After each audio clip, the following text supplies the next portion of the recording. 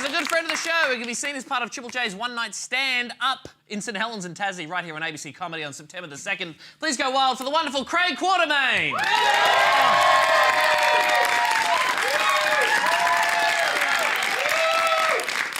Thank you so much, Sean. Charlie, Tom Ballard. Sorry, in my defence, they do all look the same to me. How you doing, Sydney? It's good to be back. I used to live here, and I've got a bit of a soft spot for this place. It's a gorgeous, lovely city. You know, it's stunning. I'm not going to shit on it. It's so beautiful. You can totally understand why it was stolen first.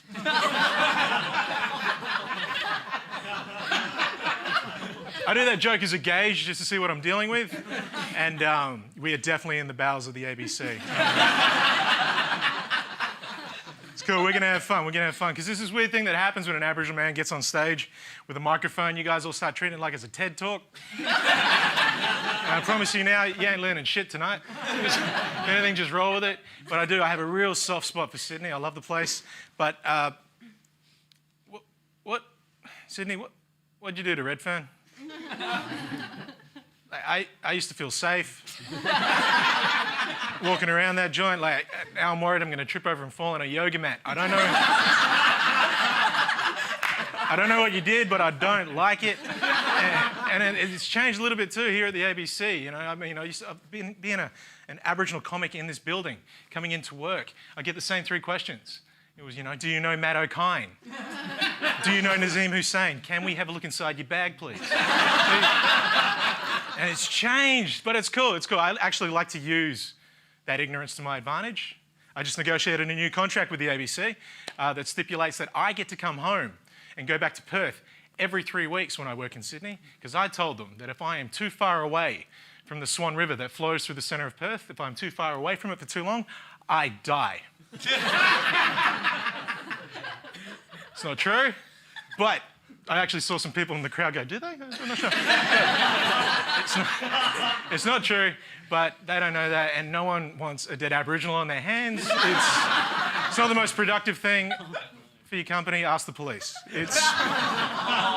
Oh, Craig, we did not tune into ABC2 comedy to listen to someone take risks. Please. No, it's cool, man. It's cool. I have to admit, doing comedy in Europe, I just did my first international tour of Europe, being brown in Europe. So much better than being Aboriginal in Australia.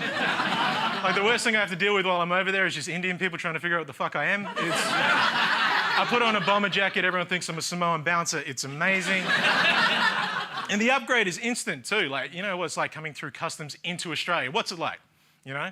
Generally, it's pretty chilled, you know, unless you're Asian looking, but otherwise it's, you know, pretty relaxed. It's usually a large white guy with a grey mullet and forearm tattoos asking you how Bali was.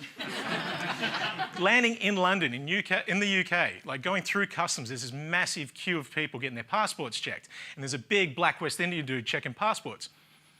Didn't have to worry about that. He looked at my face, called me over. Go through, mate. Fuck him. I got treated so well in the UK, I came back to Australia looking for a fight. It was brilliant, and because there's this weird thing that happens when I do stand-up is that some people feel connected, you know, and emotional, and they want to come and talk to me about it after the show, you know, because they went camping once and fed one of us. Like, I should give a shit. All those sort of stories. Like, the worst one was a woman that came up and asked me to come to her show she was producing called Aboriginal. Yeah, that's Aboriginal with LOL at the end for laugh out loud. Unfortunately, I wasn't able to make it. I was at the Festival of Laughter is Contagious. Yeah. Should have said cone. Fuck that one up. Anyway, regardless, yeah, there's a lot of tension when I start to talk about this sort of stuff, but it's not the weirdest gig I've ever been invited to.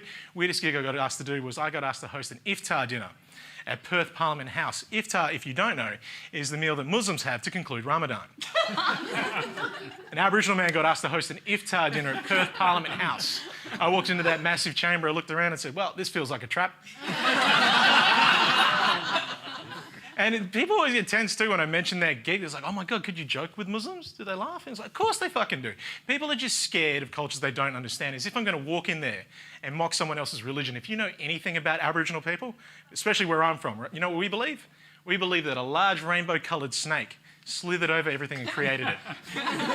I know, sounds ridiculous, doesn't it? If I told you you could not eat something, go somewhere, wear something, marry someone because of a large rainbow-coloured snake, you'd think I was insane. Could be worse, we could have put it in a book and forced it on people all over the world. Thank you very much, guys.